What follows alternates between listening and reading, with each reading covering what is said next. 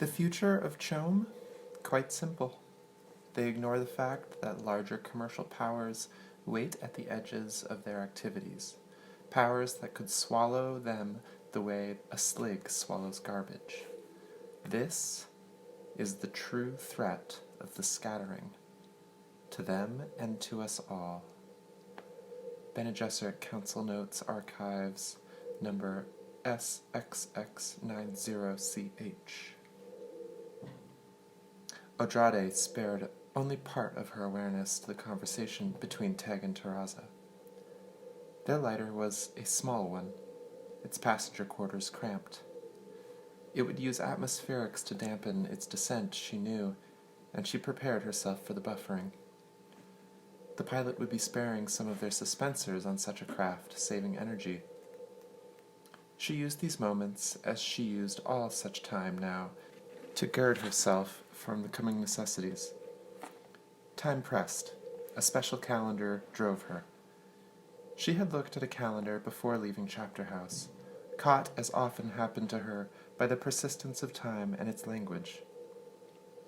Seconds, minutes, hours, days, weeks, months, years, standard years to be precise. Persistence was an inadequate word for the phenomenon. Inviolability was more like it. Tradition. Never disturb tradition. She held the comparisons firmly in mind, the ancient flow of time imposed on planets that did not tick to the primitive human clock. A week was 7 days. 7. How powerful that number remained. Mystical. It was enshrined in the Orange Catholic Bible. The Lord made a world in 6 days, and on the 7th day he rested. Good for him, Odrade thought. We should all rest after great labors. Odrade turned her head slightly and looked across the aisle at Teg. He had no idea how many memories of him she possessed. She could mark how the years had treated that strong face. Teaching the Gola had drained his energies, she saw. That child in the Gamu keep must be a sponge absorbing everything and anything around him. Miles Teg, do you know how we use you? She wondered. It was a thought that weakened her, but she allowed it to persist in her awareness, almost with a feeling of defiance. How easy it would be to love that old man. Not as a mate, of course, but love nonetheless. She could feel the bond tugging at her, and recognized it with the fine edge of her Bene Gesserit abilities. Love, damnable thing, weakening love. Odrade had felt this tugging with the first mate she had been sent to seduce. Curious sensation. Her years of Bene Gesserit conditioning had made her wary of it. None of her proctors had allowed her the luxury of that unquestioning warmth, and she had learned, in time, the reasons behind such isolating care. But there she was, sent by the breeding mistress, ordered to get that close to a single individual, to let him enter her.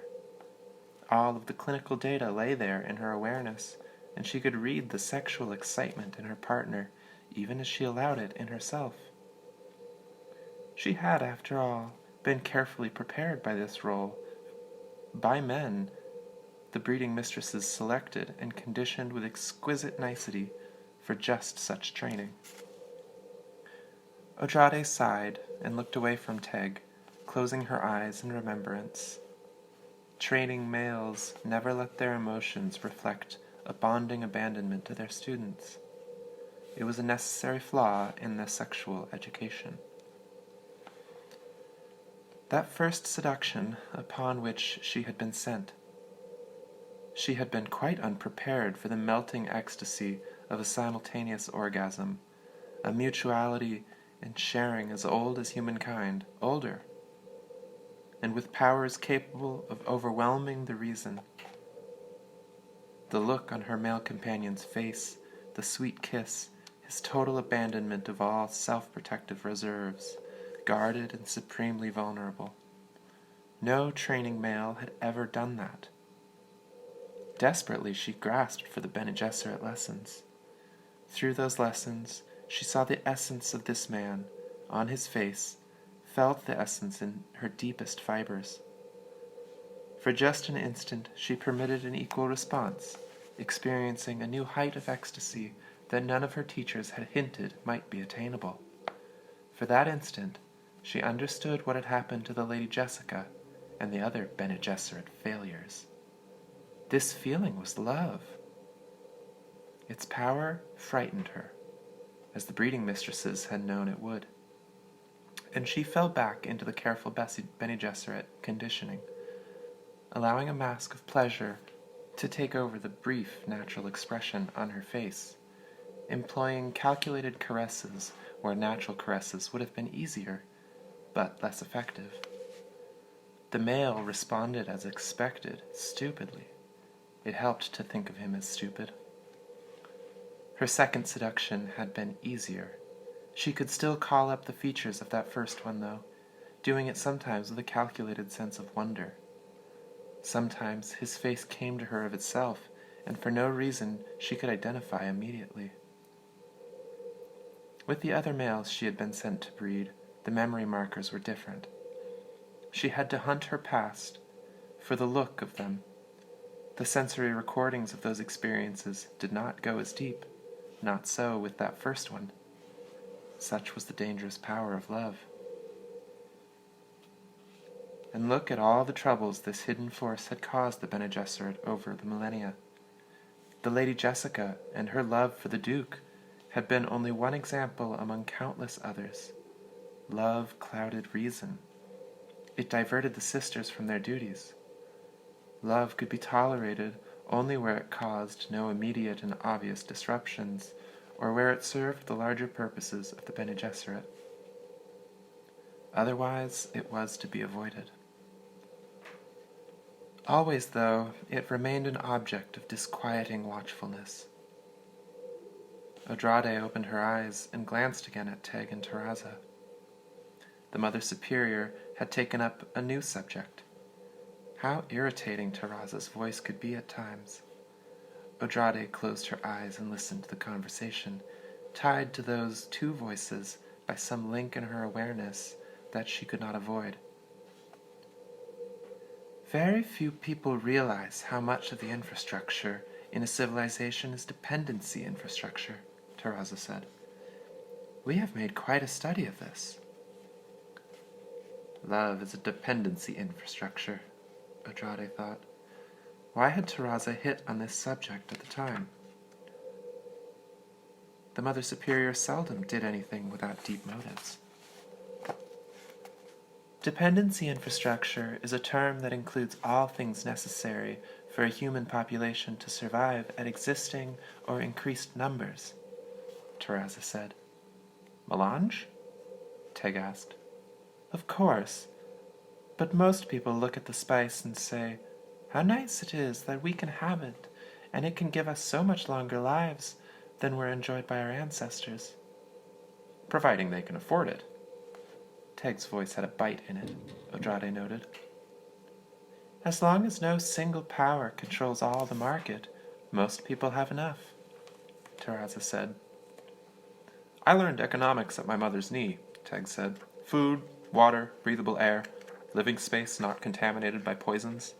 There are many kinds of money, and the value exchanges according to the dependency. As she listened to him, Odrade almost nodded in agreement. His response was her own. Don't belabor the obvious, Terraza. Get to your point. I want you to remember your mother's teachings very clearly, Terraza said. How mild her voice was suddenly. Terraza's voice changed abruptly then, and she snapped, Hydraulic despotism. She does that shift of emphasis well, Odrade thought. Memory spewed up the data like a spigot suddenly opened full force. Hydraulic despotism. Central control of an essential energy such as water, electricity, fuel, medicines, melange.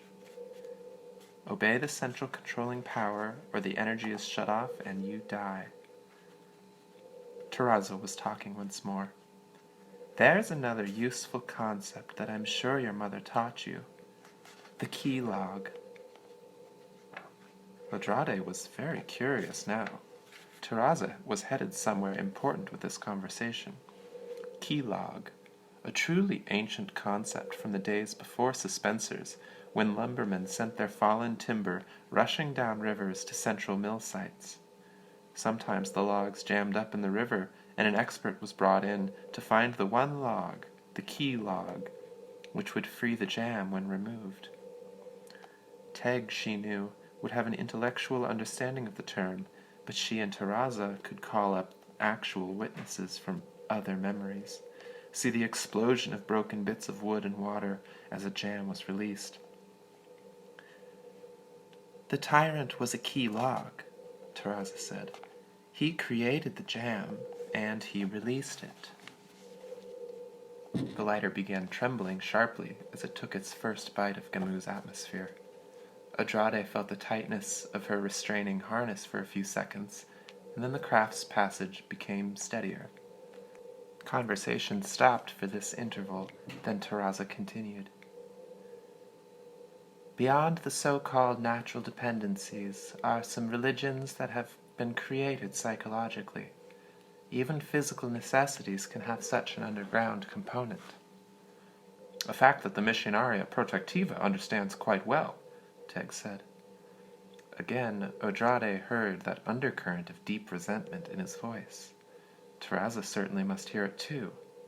What was she doing? She could weaken Teg. Ah, yes, Terraza said. Our Missionaria Protectiva. Humans have such a powerful need that their own belief structure be true belief. If it gives you pleasure or a sense of security, and if it is incorporated into your belief structure, what a powerful dependency that creates.